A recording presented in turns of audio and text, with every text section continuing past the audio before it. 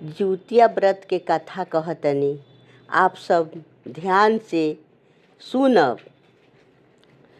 5 कथा हम कहब, आधा अधूरा मत सुनब। जिउतिया के यह विधि है, कथा बहुत उत्तम है। सुनल कथे सुनल जाला भूख के। अब भगवान के ध्यान जिउत बन्हन राजा के कइल जाला कि हे जिउत बन्हन राजा, हमरा बेटा के या बेटी के रक्षा करब, कुशल राखब, कोनो आफत विपत मत देव, संकट आई ओके काट देव। खर जिउतिया भूखी के महतारी ये कामना करेली स आ इहे कथा सुनेली लो। एक समय के बात है कि नर्मदा नदी के किनारे एक बहुत सा पाकड़ बड़ा रहल। ऊपर रहली चिल्हिन आ नीचे रहली सियारिन। दोनों जानी में गहरा दोस्ती रहल। अपन कुछ समझा सलाह करस लो। तो एक दिन का भइल कि भादो पक्ष कृष्ण पक्ष के तिथि पर भादो महीना में अष्टमी के दिने कुल औरत लोग पूरा गांव के नहात रहलो, धोवत रहलो। केहू पूजा करता, केहू नहाता, केहू कथा कहता। बहुत भीड़ बटुराई रहल। ऊपर ले चिल्हिन देखली, कहली कि आज का बात है कि इतना औरत लोग बहनी लोग जुटल हलो आ पूजा पाठ करता लो, भीड़ लगौले हलो। चिल्हिन कहली सियारिन से। तो सियारिन कहली कि चलो पूछल जाओ। गई लो मिलजुल के, ये बहिनी आज कौन व्रत है, कौन व्रत है कि इतना पूजा पाठ होता, इतना भीड़ लागल है, हमरा के बताओ। बहिन कहल लो कि आज जिउतिया है, आज जिउतिया है, यही ले इतना भीड़ लागल बा। तो चिल्हिन कहली कि जिउतिया के विधि बताओ कि कैसे भूखल बाड़ू लो आ काहे भूखल बाड़ू लो। तो कहली लो कि ई बेटा बेटी के महतारी भूखे लालो, जिउतिया भूखे लालो। सतमी के बार धोई लो, नोनी के साग खाई लो, मड़ुआ के लिट्टी खाई लो, सतपुतिया के सब्जी खाई लो आ अष्टमी व्रत भूखी लो। आ भूखला के बाद अपन निराहार रही लो बिना अन्न जल के। आ शाम के 4 बजे से आय के नहाई लो दह, नदी गंगा जो भी पानी रहे, तालाब नहाय के आ ये कथा सुनी लो। कथा बहुत प्रधानता है सुनला के, बहुत पुण्य मिलेला कथा सुनला के। तो कहली कि सब औरत लो, सब बहिन लो इहे व्रत भूखल बालो। तो उन लोग के बहुत अच्छा लागल। दोनों जने सलाह कह के कहलो हमनियों के भूखती जा जिउतिया, चलो अब पर न भूखल जाई, पर साल इंतजार दोनों जानी कैल लो। आज सतमी आइल भादो महीना के। जाय के पंख डूबा डूबा चिल्हिन नहैली, सियारिन घाटे पर अपन गोड़ हाथ पटक पटक नहैली आ नहाय के अष्टमी भूखल लो व्रत। भूखला के बाद अपन शाम के गइल लो, नहाइल लो, धोअल लो।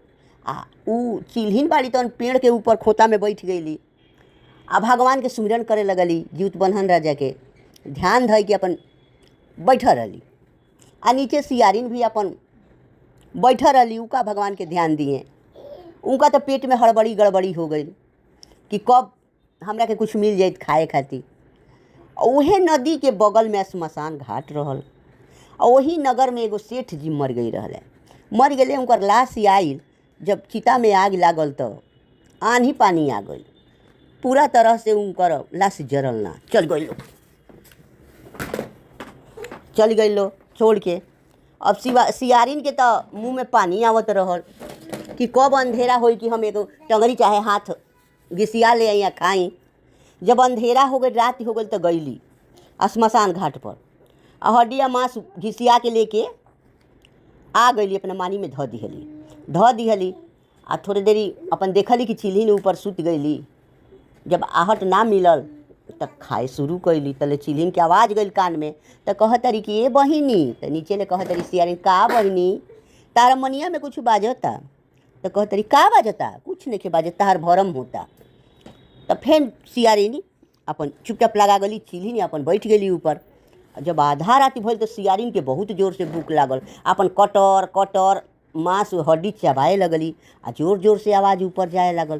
तो चिल्हिन कहतरी ए बहिनी। तो सियारिन कहतरी का बहिनी तारा मनिया में कुछ बाजता। तो का बाजता, व्रत बानी जिउतिया के, तो अजरी पजरी के करोट फिरत तो हड्डी बाजता। आ तो देखी ह तो कहली कि देखब, जनी ह तो कहली कि जानब। अब तो खाई के मस्त हो गईली। आ चिलिन बाड़ी तवन अपन नेत धर्म से अपन व्रत कैले रहली। जब सुबह भइल, पारन के बेरा भइल, तो अपन गइल लो दुनों जनी उहो गइली देखावे खातिर। अपन उहो पंख पटक पटक नहैली आ इहो अइली टंगरी अपन पटक पटक नहैली। आ ऊ अपन बैठ गेली ऊपर आ देखली कि कौन चीज ले पारन करब। अपन मन में विचार करे लगली। अपन फल फूल ले देखत फल फूल ले अइली, अपन पारन कैली। आई अपन धैले रहली तहन चबैली खैली।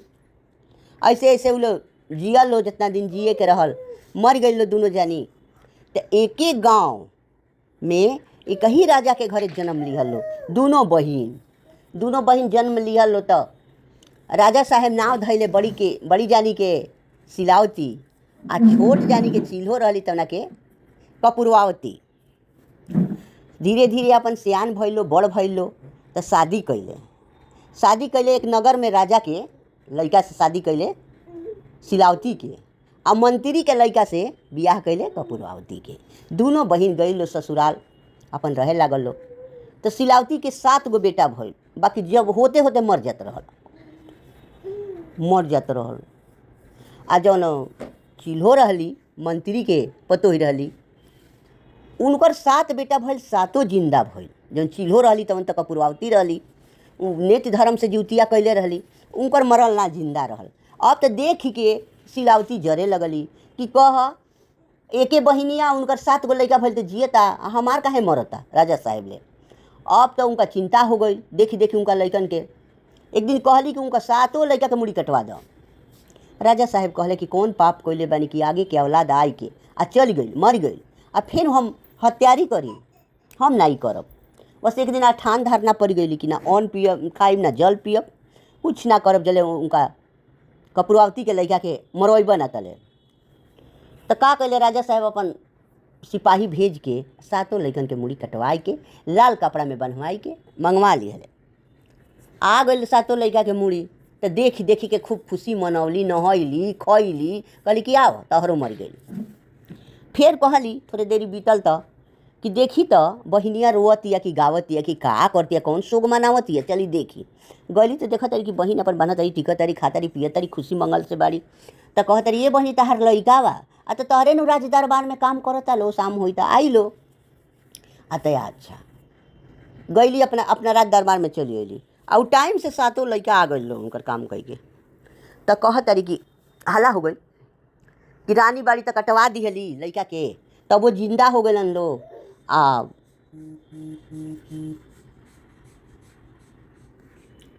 एक बहिनी ऐसन बाड़ी कि उनका 7 लड़का के कटवा दिली, हत्या करवा दिहली, तब वो जिंदा हो गई। आ एक बहिन ऐसन बाड़ी कि मरला के शोक मनावतरी, खुशी मनावतरी। शोक के जगह पर शोक का मनाई है, वो खुशी मनावतरी।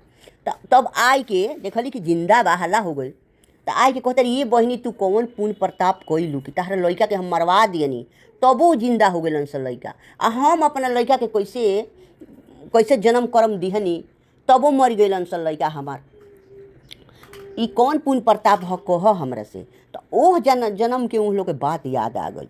कपुरवावती के कहली कि ये बहिनी हमनी के चिल्हो सियारो रहनी जा, आ जीवतिया के व्रत कैले रहनी जा, हम नेत धर्म से अपन कैले रहनी, आ तू भूखले में अपन व्रत भंग कर दिहलू। जाय के श्मशान घाट पले लाश के टुकड़ा ले आई के खैलू, चबैलू, पाप कैलू, आ व्रत भंग कैलू। यही प्रभाव से तहार लड़का मर जाता रन सन, मर गईलन सन। आ हमरा वही प्रताप पुण्य से हमार मारियो दिहलू हमारा लड़का के, तब मरियो के जिंदा हो गई। यही पुण्य प्रताप ले। बोलिए जीवित बंधन राजा की जय। जे ई कहानी कही जवना बेटा के महतारी, बेटी के महतारी ई कहानी सुनी, ओकरा बेटा पर कबो संकट ना आई, विपत ना आई, ओकरा जीवन में बहुत खुशियाँ मिली। जय जय जीवित बंधन राजा। अब दूसरा कथा कहतनी। एगो नगर में कुम्हार रहले, एगो कोहईन रहली। अपन बर्तन बनावस लो, बेचस लो, जियस लो, खास लो। तो थोड़े दिन के बाद उनका एक लड़का भइल।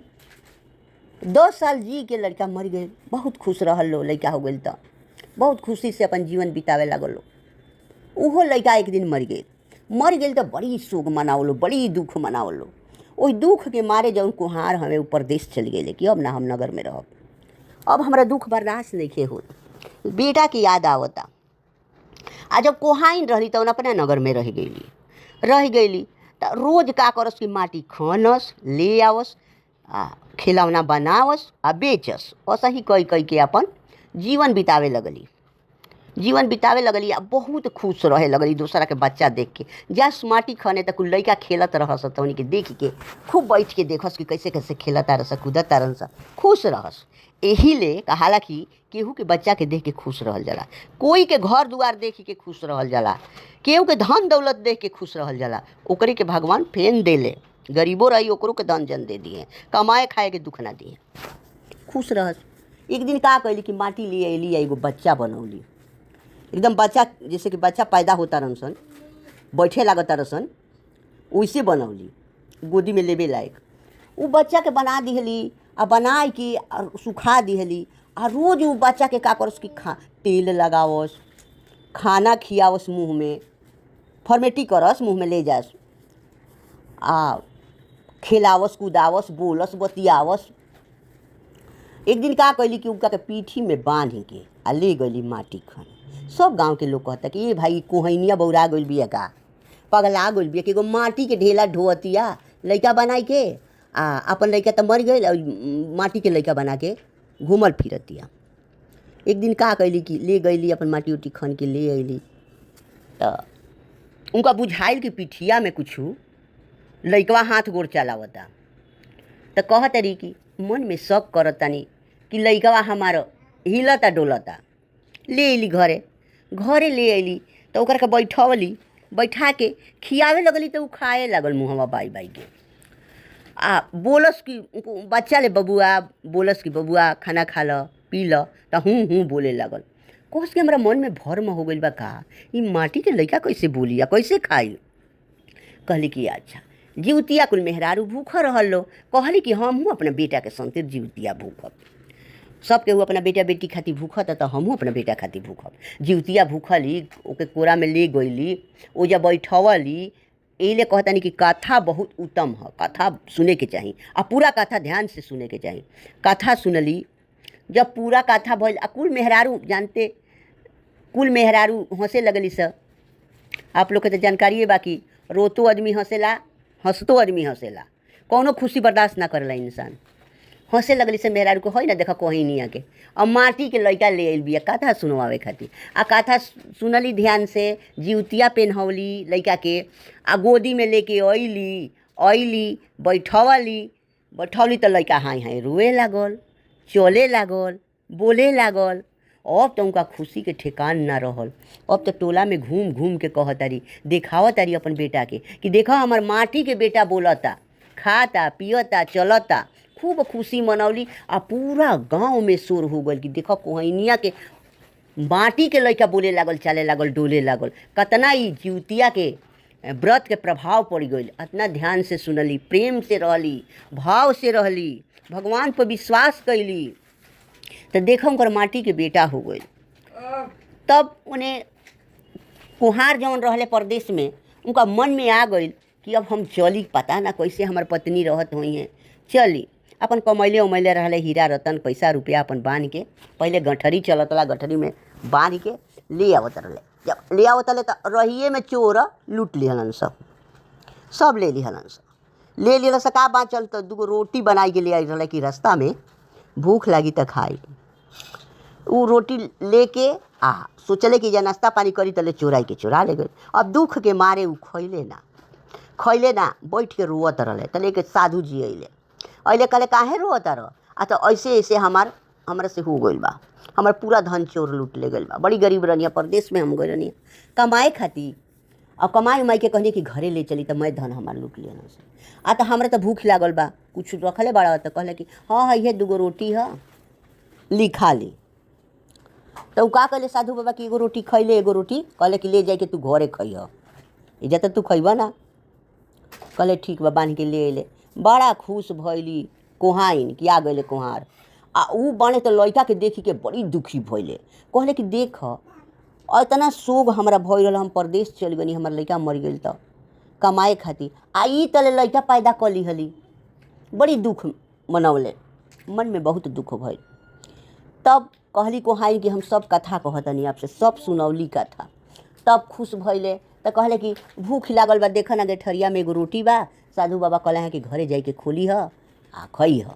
जब कोहाइन गेठरी खोलस त हीरा रतन सोना चांदी पैसा रुपया ले गौर भर गई, वही एगो रोटी से हो गई। अतना धन जन हो गई कि वो लोग सुखी से रहे लागल लो।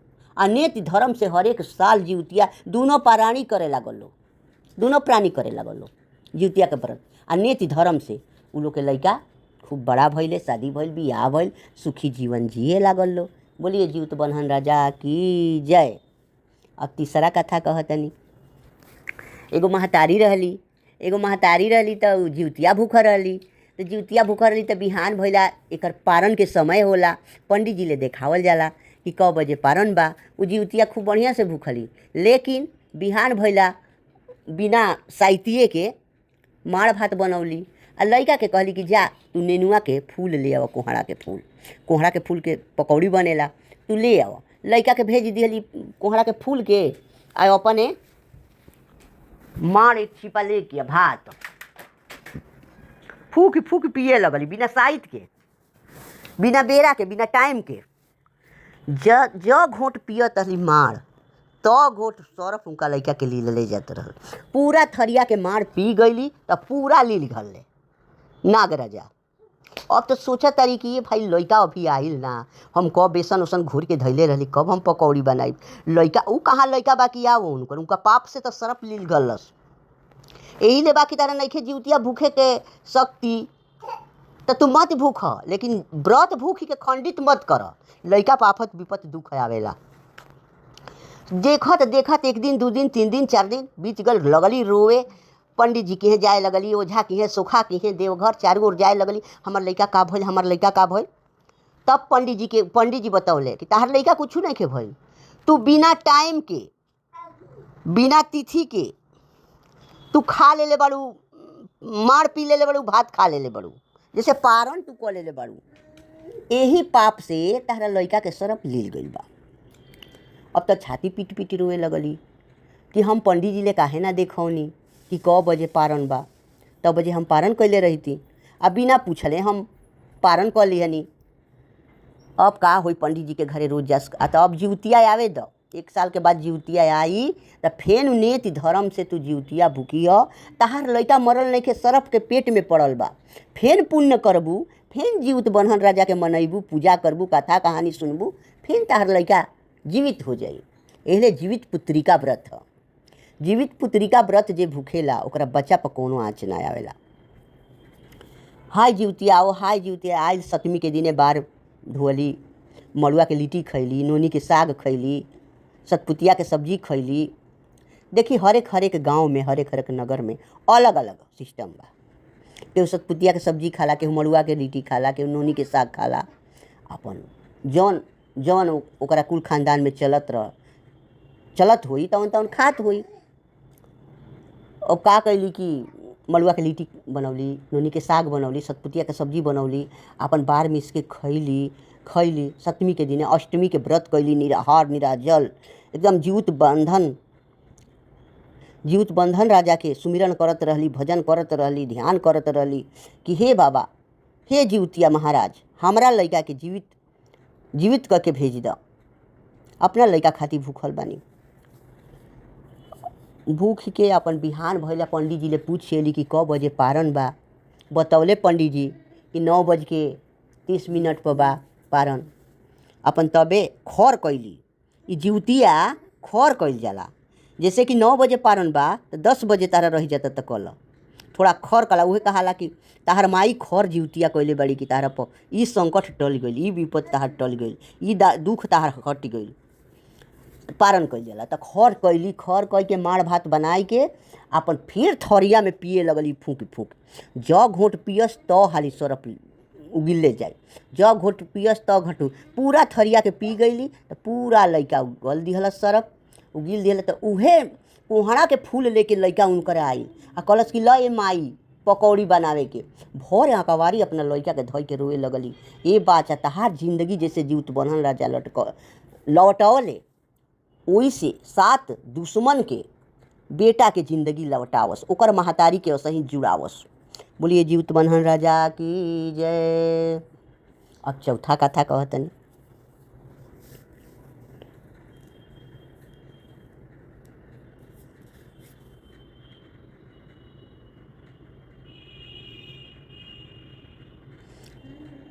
एक जानी रहली तो उनका कौनो संतान ना रहल, आदमी भी ना रहल।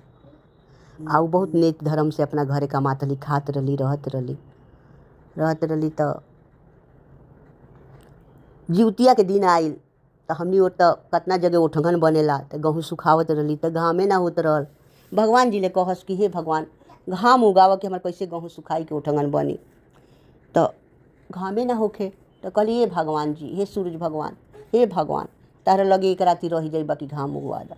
बस भगवान टकाटक घाम उगी गई, उनकर गहूँ सुखा गई, उनकर आटा पिसा गई, उनकर ओठगन बन गई, व्रत क लिहली।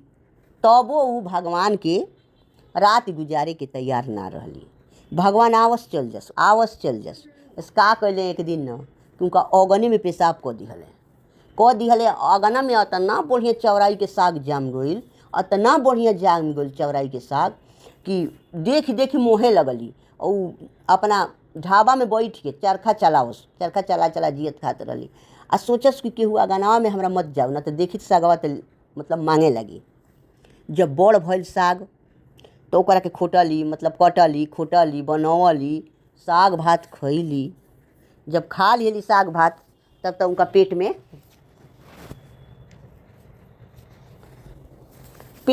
बच्चा आ गई। अब तो दिनों पर दिन उनकर पेट फूलल आवे। अब तो बड़ी लाजास कहस कि भगवान हम तो मतलब बदमाशो औरत नहीं खी, आई कहाँ ले भगवान ऐसे कह दिहले। और पूरा गांव के मेहरारू मतलब हंसे लगली से, शिकायत करे लगली से, देखा ओकर आदमी है नहीं खे आ पेट फूलल आवता, पेट में बच्चा बा। ऐसे ही करत 9 महीना पर लइका भइल तो खेले जोग भइल तो बहरी निकलबे करी। लइका जाए तो कुल लइका हंसस। अतना तेज लइका निकल रहल, अतना तेज लइका उनकर निकल गईल कि मत कह। कौनो खेल खेले तो जीत जाए, कोनो पढ़ाई पढ़े तो फर्स्ट डिवीजन आवे। सब लइका जरे लगलसन, खेलावसन ना खेलावसन उनका के। एक दिन खेले लगले तो गुल्ली डंटा खेले लगले। दही बाप किरिए मस गुल्ली मार पत्ताल खेली जाए तो कहे लगल कि ए तहार तो बापे के ठेकान नहीं के, तू बाप के का दही बाप खेल तार गुल्ली डंटा। अइले एक दिन बर्दाश्त के लिए, 2 दिन 3 दिन कहले कि आज हम माई ले पूछब। रोज कहस लेकिन माई मटिया जस। कहले कि अमान दाना के त्याग कर तनी, जले बतैबू ना कि हमरा बाप के का ना हो तले हम अन्न दाना ना खाई।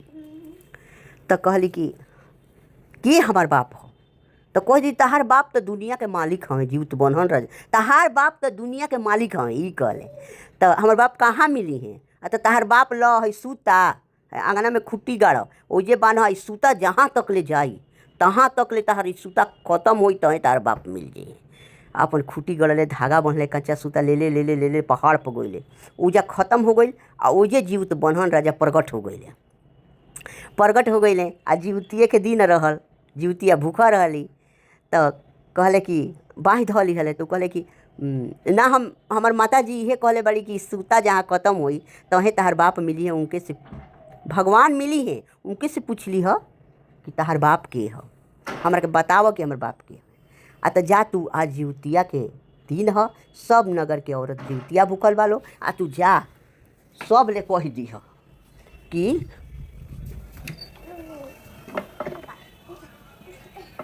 जीवतिया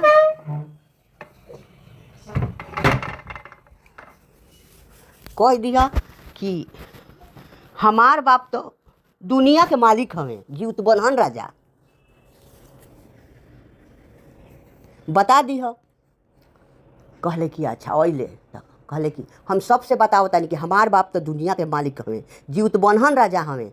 जे जीवतिया के दिने जौन बेटा के महतारी जीवतिया हमारे नाम से भूखी आप पहिरी नेत धर्म से करी, ओकरा बेटा के कोनो दुख आफत ना आई, कोनो संकट ना आई, आ सुखी रही। तू जाय के प्रचार कर दिह। आय के प्रचार कर दिहले। सब औरत वाह वाह जय जयकार उनकर होखे लागल, आदर मान होखे लागल। ओकरे कथा ही बन गई। सब औरत जीवतिया भूखे लालो तो इनकर कथा सुने लालो। बोलिए जीवत बन्हन राजा की जय। और 5वां कथा कहतनी। एगो राजा रहले, उनका 2 गो लड़का रहले, 2 गो लड़का रहले। तो राजा बूढ़ा चलने, बूढ़ा गईले, बूढ़ाए लगले। तो कहले कि अब हम तपस्या करे वन में जाए, अब ना हम राज दरबार संभारब, अब अपना लड़का के हम राजगद्दी दे देतानी, और अपने हम जंगल में जाए तपस्या करे। राजा लो जात लो पहले के तपस्या करे। उहे बड़का लड़का के अपन राज दरबार देवे लगले। तो बड़ लड़का कहले कि हम राज दरबार ना संभारब, हमहू चलब बने में आपके संगे। छोटका लड़का के दे दिहले, अपन राज दरबार संभारे लगले। आ बड़ लड़का उ वन में गईले तो इहो पीछा लागल गईले। बड़ लड़का गईले, एगो नगर रहल। वो नगर में बड़ा सुनहट रोहा रोहट भई रहल। उजे रात हो गई, ठहर गईले।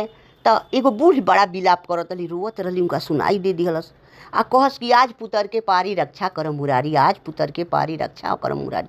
कहले कि चल माता जी ले पूछी, माता जी बड़ी दुखी बाड़ी, काहे विलाप करत रही, काहे रोवत रही। गईले तो कहले माता जी तू काहे इतना जोर जोर से रोवत रू, तू अपन कष्ट बताव, तू अपन दुख बताव कि का तहार हाल बा, कौन संकट तारा पर लागल बा, तू हमरा से कह। तो इहे संकट लागल बा कि ये बच्चा एक गाँव में गणूर आवत रे। उ गणूर एगो घर के एगो लड़का के रोज भक्षण करत रे। आज हमरा लड़का के पारी बा, एक ही हमारा लड़का बा, ओकरे सहारा हम जियतानी, आ उहे लड़का के आज खई हैं, यही से विलाप करतानी। तो राजा के लड़का कहले तू मत रोव मत, तारा लड़का के जगह पर हम जाए, तू जगह बता द कि कहाँ उ गणूर आवता। कहले कि ना ये बच्चा, तूहू तो केहू के बेटा हव, हम ना तारा के भेजब, तू मत जा। तो कहले ना हम जाए। जिद बांध के गईले उजे सूत गए, चद्दर ओढ़ के सूत गए। जब 12 बजल तो हराई फहराई के गणूर आयल के चद्दर उठौलस। तो इचको डेरैले ना, पूरा चद्दर उठा दिहले। तो घबरैले ना डेरैले ना कपले। आ सब लड़का के बेर आवत रहे तो डेरात रहे, काँपत रहे। और उ लड़का ना काँपल। तो कहले गणूर कि तू के हव, तू तो मनुष्य हव ना, तू तो कोनो देव हव, यही ले तारा डर भय नहीं खे। तो कहले कि हम मनुष्य ना हई, हम हई जीवत बन्हन राजा, हम जीवत बन्हन राजा हई। तू खा घल, हमरा के खा जा, आज जीवतिया के दिन ह, तू खा जा। तो कहले कि ना, हाथ जोड़ लिहले, कहले कि ना हम ना खाई, हमरा के आशीर्वाद दो, हमरा के आशीर्वाद दो हमारे जिंदगी के। तो कहले गणूर से उ कहले राजा के लड़का कि हम आशीर्वाद ना दे, तारा के श्राप दे। तो काहे तो सब औरत जीवतिया भूखल बालो पूरा गांव के, आ पूरा गांव के लड़का तू खैले बड़ो, महतारी के बेटा तू खा गइल बड़ो, पूरा लड़कन के जीवित करब तब तारा के माफ़ करब। गणूर का कैलस, गरुड़ पूरा लड़कन के उगिल दिहलस, जितना गांव के लड़का खैले रहल। जीवत बन्हन राजा के शक्ति से, प्रभाव से, सत्य से पूरा लड़कन के जीवित कर दिहले। पूरा लड़का अपना अपना महतारी के गोदी में कैलस। पूरा नगर के महतारी जीवतिया भूखा रहलो, केहू कथा सुनता, केहू रोता, केहू गावता, केहू शोक मनावता। सब लड़का अपना अपना महतारी के गोदी में गइलस। सब महतारी जुड़ा गईली, जय जयकार जीवत बन्हन राजा के होखे लागल। अतना जीवतिया व्रत के प्रभाव बा कि नेति धर्म ध्यान से भूखत, तहार बेटा सुखी रही, बुद्धिमान बनी, शक्तिशाली बनी, आयुष्मान बनी।